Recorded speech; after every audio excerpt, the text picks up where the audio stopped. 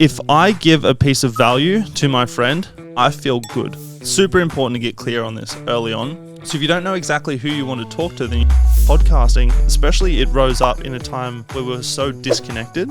Literally, people aren't connecting to logos anymore. You know, they connect to whatever you decide to do, just stick with it until is your product worth their time. I did some research and I found out that one of the top podcasts in the world make about $100 an episode. I'm like, holy shit.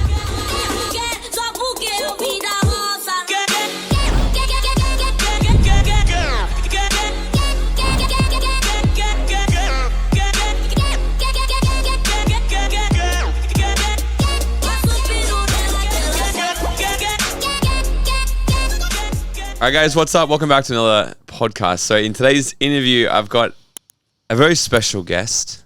Very special, man. This guy is a great friend.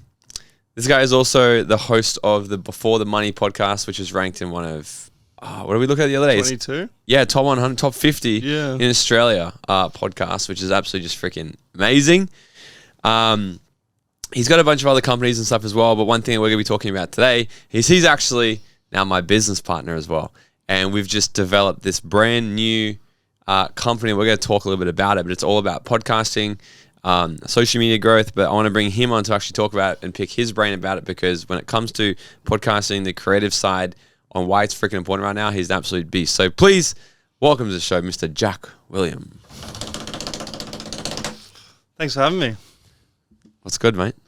Fucking everything, isn't it? We're breathing, we're smiling. You're a bit dusty, but I'll lift your spirits. I'm very dusty. It's been a big weekend. We just came off the back of a 3-day event this weekend, and I literally straight in the studio, like it's 8 o'clock in the morning here. Oh, so tense my voice. But all right, Jack, let's dive straight into it. Firstly, I want to talk to us about what I think is a quite unique story, actually, is how this even came about between me and you. Can you tell the listeners, how did we even meet, and how did we even get to this stage right now where we're doing business together? Because I think that's actually a really good lesson for people in it too. Yeah. So if I were to go back, I saw an ad for one of Morgan's events and I was like, it's a free event. Fuck it. I'm going to go extract as much knowledge from this person as possible. I'm not going to buy. I don't care what he has to sell. I'm not going to buy. I went there, fast forward through it all. I've done everything that Morgan has to offer. I've leveled up like significantly. And I feel like just being in the room together for a large period of time, you know, I started helping you with your content.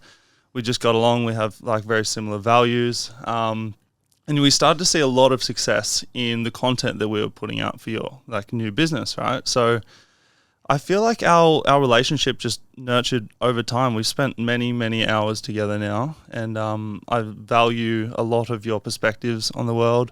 I value, you know, the value that you give to the world. So when the opportunity came up, we had aligned interests when it comes to podcasting. It's something we're both really, really passionate about, something we're both really good at as well. So when this opportunity kind of came up, we saw a massive like gap in the market. There's lots of people showing an interest in podcasting, and there's also lots of people that aren't necessarily clear on how to get started as well. So with our combined, you know, years in it, like it just made sense to, you know, trial it out, and we've seen wicked success like early on. What I love, right, is, so yeah, you come to my events and everything, but then like we literally just finished an event yesterday, and one of the questions that somebody asked us, they're like, how can we start to get in proximity with people that are where we want to be? And I always use you as an example, because you're like, I think you literally said, you're like, I want to get around you more and do more stuff with you. I got up on stage, and said that, Yeah. And but then you reached out, you're like, hey, can I shoot content for you? And I'm like, absolutely, you can shoot content for me. And then that's how you started coming to all these events. And then one thing led to another. Now we're doing a freaking business together, which I just love that, because there's so many people out there that want to, you know, get in close proximity with someone or whatever. And I don't know, they're just lazy about it, or they think it's going to come I don't know, but I just love the hustle in you. That's what's really freaking cool. So, yeah, you hit the nail on the head with, obviously, I've got, like, we're coming up nearly 3 years in my podcast now. It's been number 6 in all of Australia. It's been 101 in USA. Top, where we looked the other day is like top 10 or top 20. Like, handful of other countries around the world as well.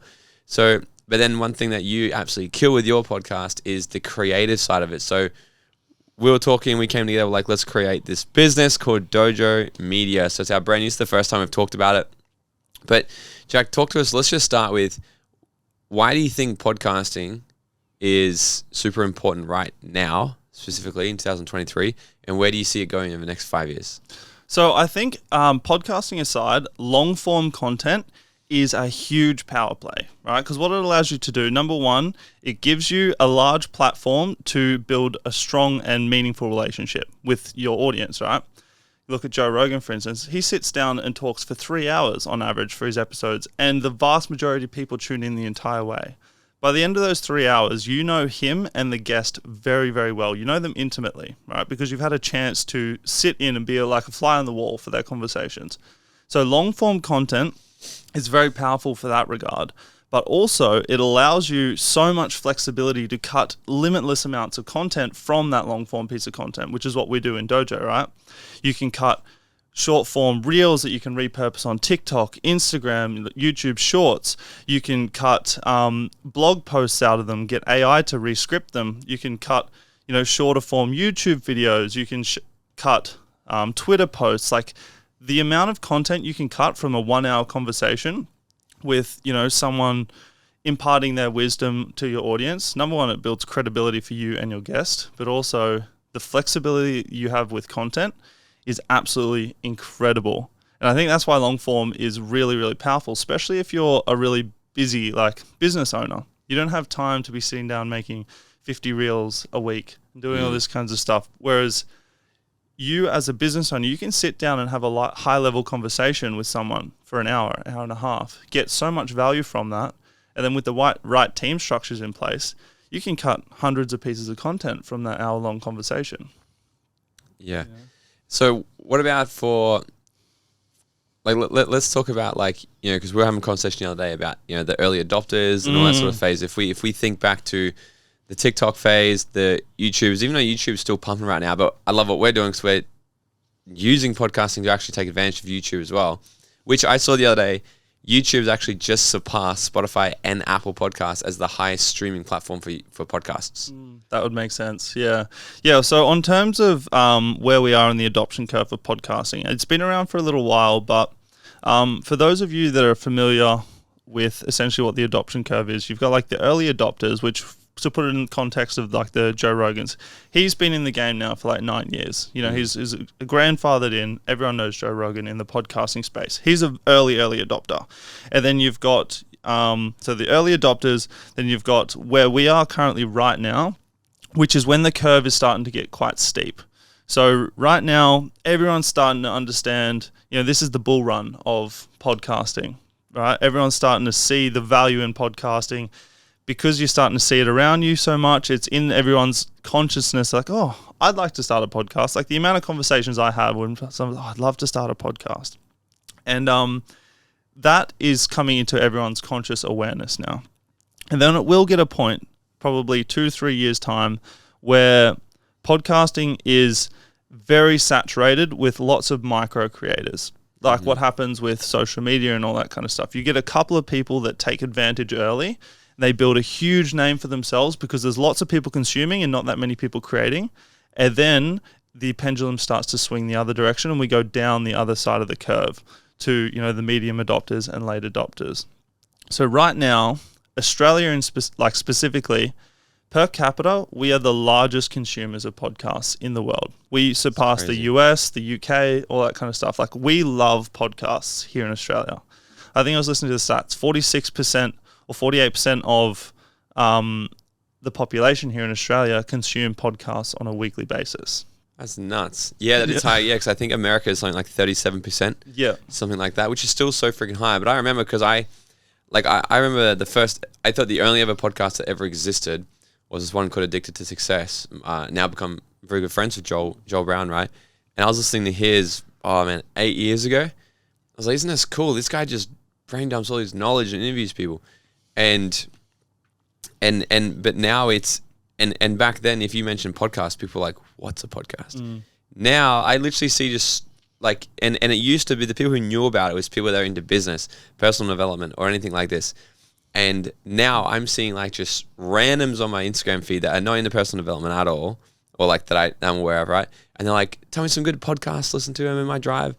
And it's just fucking mind blowing because it is becoming very normal. People are wanting to get their information. And here's what I've also noticed. I don't know the exact statistics for this, but I know, give you one statistic. Approximately 10 years ago, we needed 7 touch points on average before we purchased a product with a company, right? 7 exposures, 7 follow-ups, 7, the touch points. Now that number's gone up to anywhere between 21 and 27 touch points that a customer or a consumer needs with somebody before they'll actually want to do business with them. And I was talking with somebody the other day. So I run, my main company is all our events, right? And the best people that come through our events, the biggest fans, the ones who get the biggest breakthroughs, the ones that want to keep doing more events with us, just the best people in the room are podcast listeners. And they say, like, I listen to your podcast and blah, blah, blah, blah. And I put that down because they've sat in my podcast listeners' place, the Marination Station. They sit here and they listen. They might listen to one for 1 year, 2 years, or 3 years, and then finally reach out and be like, hey, I want to come to one of your events. But when they come, they know me so well, they like me, they trust me so much because I've been listening to all this. And it just makes them that not only they get the best results when they come in the room, but they're just the best clients also for me because I'm like, that is awesome. So what I've noticed is like having the podcast has also actually allowed, like, and we're talking specifically business owners, right? Yeah. We work with just business owners because like unless they got a big chunk of change they want to throw down to build a podcast, that if you want to do it right, do it with us. If you want to just do it for fun, well, we actually have a course as well. You can get the course, so you can do it like that. But if you have a business and you don't have a podcast, it's a problem moving into 2023 because of that. People need 21, 27 touch points. So if they're still running ads or if they're still doing word of mouth marketing or whatever it is like that, and they don't have this platform that people can come and listen to them from a distance without having to give an email yet or anything like that. Like if we think marketing 30, 40 years ago, it was, if you're interested in this product, call this number and it's in a magazine. And they had to call. Now they've got their phone number and all these sorts of details, personal details. People don't want to do that anymore. People want to listen. To do that anymore, yeah. Yeah. They want to listen and be a fly on the wall and listen like, how can I consume all their content, know everything about them before I go that next step, which is, here's my email. So it's just getting harder and harder, right? Well, there's more work. And that's why I think that's why it is growing, because I don't know the stats on this, but I would, from my own experience, I have found myself the other day looking at a brand new business and I searched them on Google and I searched them on Spotify to see if they had a podcast, and they didn't. And instantly I was like, yeah, not a fan. Literally, people aren't connecting to logos anymore. They connect to personal brands. Yeah. People connect to faces. That's the way that we're hardwired. And that's why this social media thing took off as soon as it was introduced. And we're seeing a very similar trend in the podcasting space as we saw in early Facebook adoption. That's like what the trends are showing us. So the first 3 years of Facebook is performing very similar to how podcasts have started to take off over the last, since COVID, basically. That was a huge rocket underneath the arse of podcasting because everyone was at home. They had so much time to consume. And then the boredom as well. That's when I started mine. Literally. But the thing is, I was reading a stat the other day. So 97% of podcasts that started within the time frame of COVID is no longer what was it? That's right here. There's been 80% less, right? So no, 80%. I just wrote here because I remember this stat. 80% of the podcasts that started in the last 2 years are not going anymore. Yeah, the ones that the majority of the podcasts that started in the time of COVID didn't get past 5 episodes. So they released 5 episodes and then they kind of dropped off. Yeah, if they get to that. I think the statistics is 1% of people will make it to 10 episodes and more. Right? And so when I saw these statistics, it only told me one thing. 80% of all podcasts that were made in the last 2 years, so the last 3 years, are not even live anymore. Or what do you call it when they're regularly posting? Yeah. Like, I don't know, relevant, whatever you want to call it. Active. They're active, right? Yeah, they're not active, okay? 80%. That's nearly all of them. It's freaking wild. But then also the fact that only 1% of people make more than 10 episodes, I see that and I say that only means one thing. everyone had the beautiful idea to be like, I'm going to start a podcast. And then they realized how much fucking work was actually involved with it. Yeah. Talk to us about what's actually involved with starting a podcast, just so we can give people real, sort of advice. What's really involved with it, and what can they kind of do to streamline the process and make it a bit more simple? All right. So there's two ways of approaching a podcast. This is hyper simplifying it. There's obviously infinite ways, but you can either approach a podcast with full determination. I want to turn this into a marketing channel that brings me money, or you just want to share your opinions and like shoot the shit and do all that kind of stuff, right? And think people are going to want to listen to you. Yeah, exactly. So you got to put yourself in the position of the consumer when it comes to anything in business, whether it's marketing, product development. Is your product worth their time?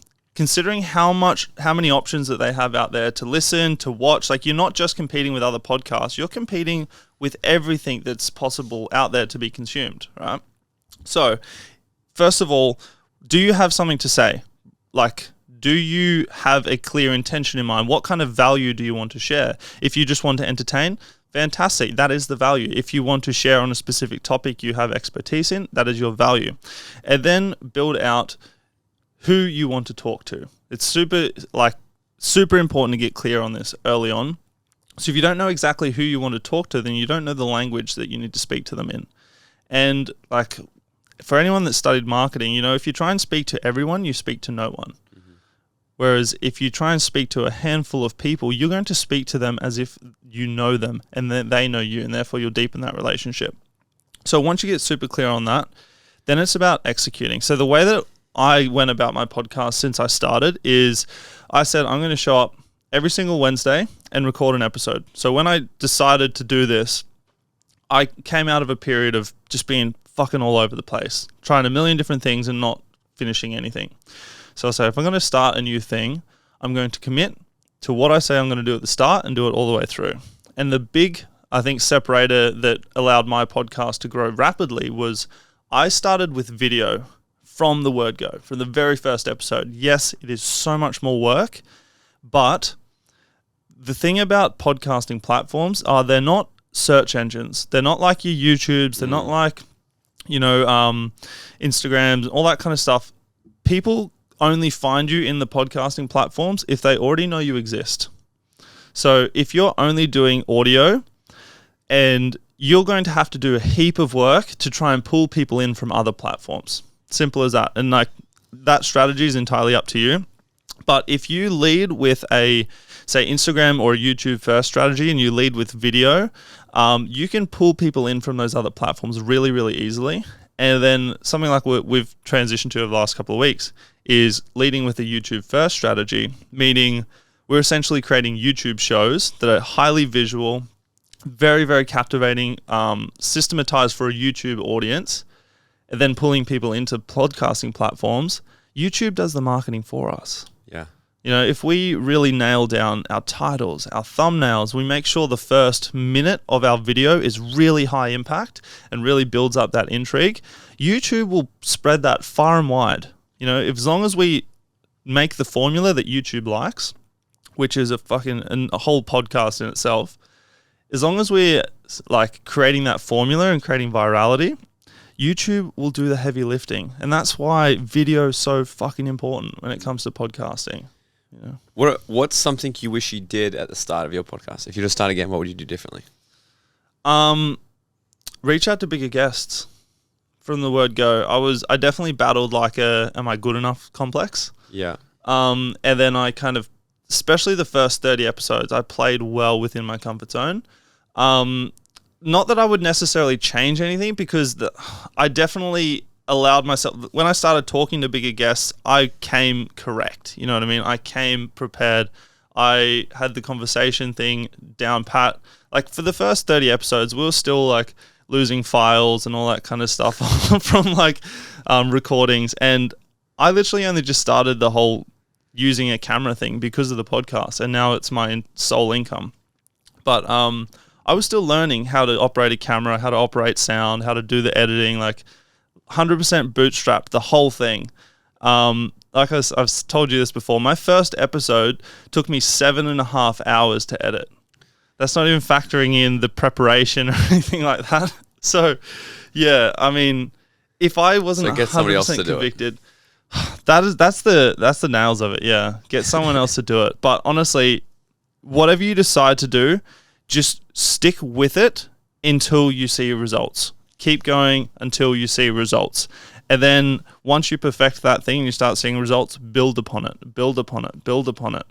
We get caught up in this perfectionism trap. Yeah. Whenever it comes to anything creative and it's really just a form of procrastination in lots of ways. What's up, Dream Nation? Have you ever wondered how far ahead your life would have already been if you had got access to this type of content at a younger age? Look, this is why I need your help. I'm trying to build the #1 personal development platform out there to teach you guys the tips, tricks, and attitude of what it takes to live your dream life and to bring the type of education that we all wish we had in school. This show only grows by word of mouth and new subscribers, so it would mean the world to me if you could smash that subscribe button right now, leave us a 5-star written review or drop a comment below and share this episode with a friend. I would be forever grateful. All right, now let's get back into this episode. Look, when I first started mine, I looked at it like this. I don't do anything unless I'm fully in it. Mm-hmm. And I looked at it, I did some research, and I found out that one of the top podcasts in the world make about $100,000 an episode in sponsorships. I'm like, holy shit. Now, if you do 1 or 2 episodes a week, like, you can turn this into a multiple 6-figure a month podcast. Now, that didn't happen overnight, right? And these were like one of the biggest in the world. But I still looked at it and I thought, if I could get this in the next 10 years, that's insane. That's just an absolutely incredible asset. My podcast is one of the biggest assets I have. Mm-hmm, same. And so I looked at it like that. I'm like, so what would I be prepared to do? Would I be prepared to invest in it? If you start a business and you set the goal to be like, I want to make $1 million a month in the next 10 years, would you invest in it? Of course, right? Even if it didn't give you an ROI straight away, most businesses don't actually make profit for the first 5 years. So when I looked at my podcast, I've invested in this from the get-go. I've had editors the whole time. I never fucked around with technology ever, right? And in fact, actually, one of the things that stopped me from doing this, I thought you need this wild setup. All these mics and these mixers and cameras and shit that we got, like these fucking lights and everything in this room right now. But I walked in and then I sat down and then it was good to go because I didn't deal with this shit, right? So all this stuff is just already set up for us. Well, you do it now because you like it. But from the get-go, I've always had an editor. Yeah. I've had a social media manager, had a video editor for it. And I couldn't tell you how to actually take a podcast episode from that box there and put it onto the streaming platform so people can listen to it on Spotify. I'd have no idea. So I've invested in my podcast from the get-go. Mm-hmm. And I just saw that as like, this is now a new business I'm building. It's an asset and it's well and truly, I made $25K in my first 90 days from my podcast, which we teach our clients how to do, right? And so it can absolutely happen, but they've got to have that mindset to it in the beginning. One thing that I would do differently, I would launch my podcast. Yeah. When I first started, I just did that. I started it and I told a few people and then we just struggled to get going. And then I saw what I did wrong. And then after about 2 years, we relaunched it. And then that's when we went to number 6 in Australia. And now we've followed that exact method. We just had one of our clients go number 9. Number 9, the whole country for entrepreneurship this week. We got another one launching. We've had people in the past follow my strategy, go number 1. Just continually stuff like this. And it just adds to their brand, their credibility. And talk to us, what do you think, when we're talking about brand image, right? How people associate, your name stuff to your brand now. How I see it is if somebody has their own podcast or a successful YouTube channel, I see them as an absolute authority in their space, like being a bestseller book, like an author. Do you see the same thing? Oh, 100%.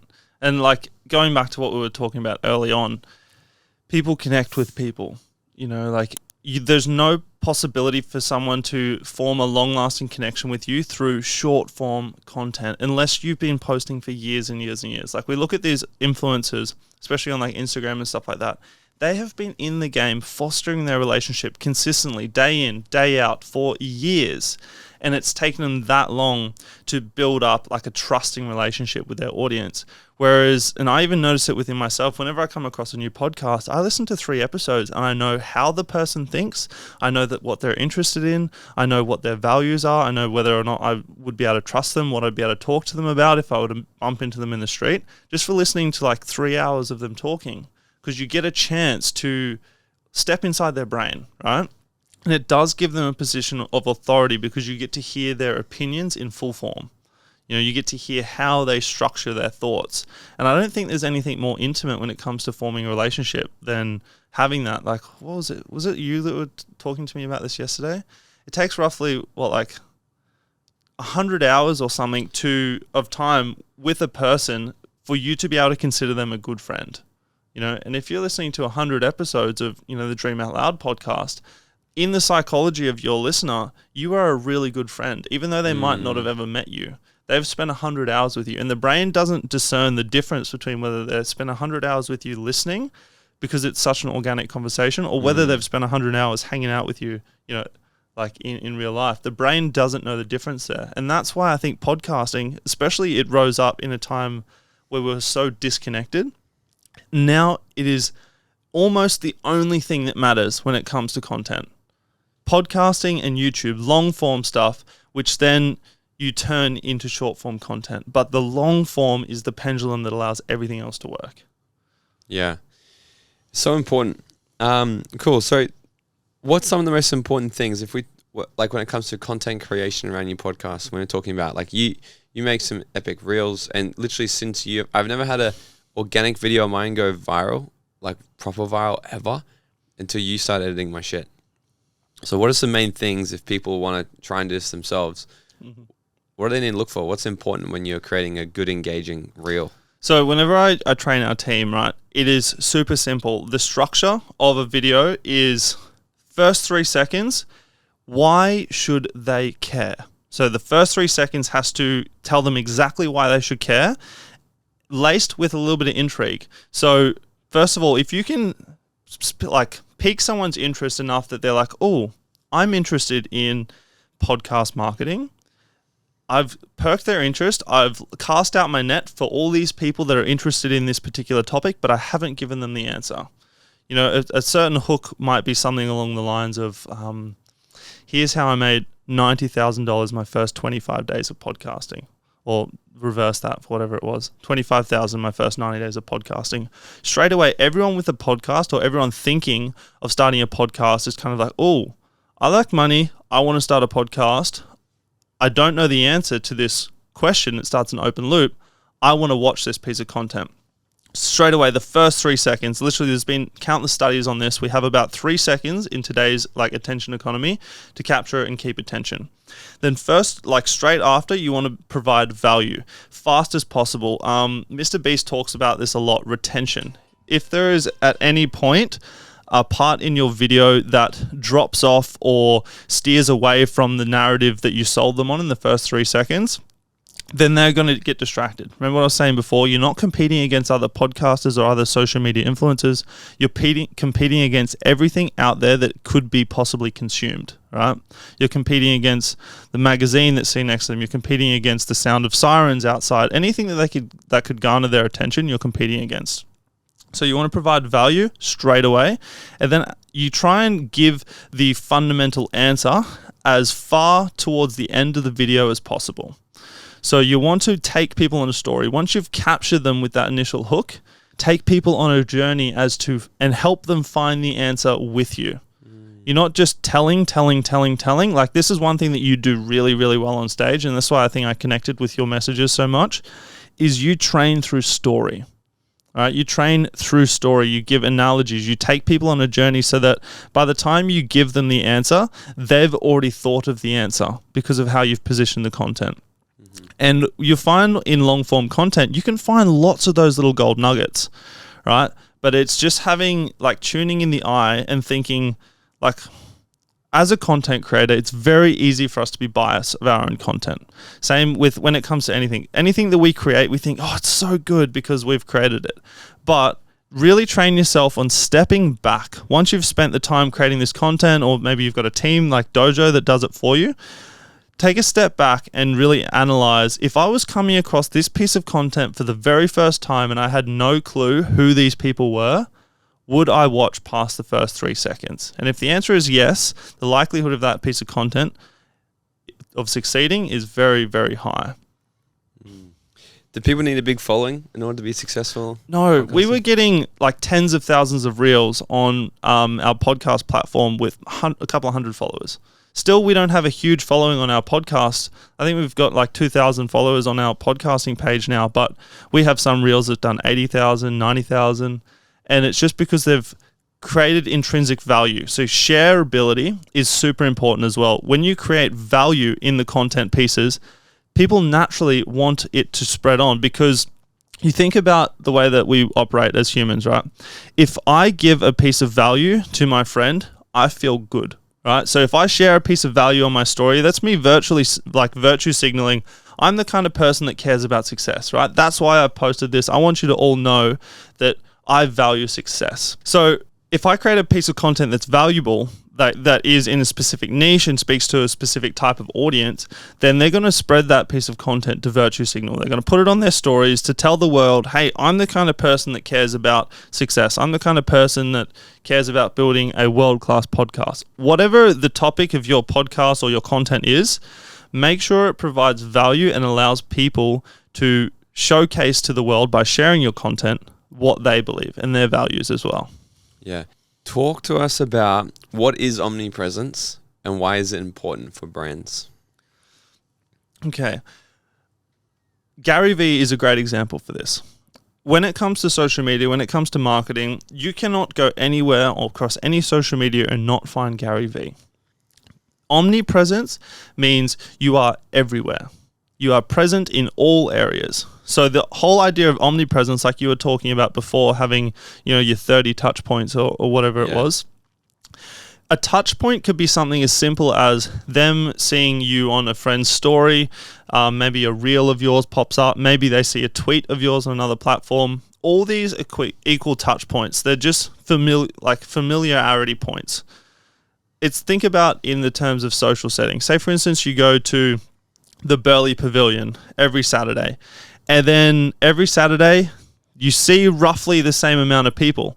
After about 2 months, 3 months, 4 months, even if you haven't spoken to those people, there's a sense of familiarity there. And then when you do strike up a conversation, there's already a sense of knowing between the two of you because you've seen each other, right? So the whole idea of omnipresence is building up that familiarity so that's a fucking tongue twister of a word, isn't it? Familiarity. Familiarity? Yeah, sure.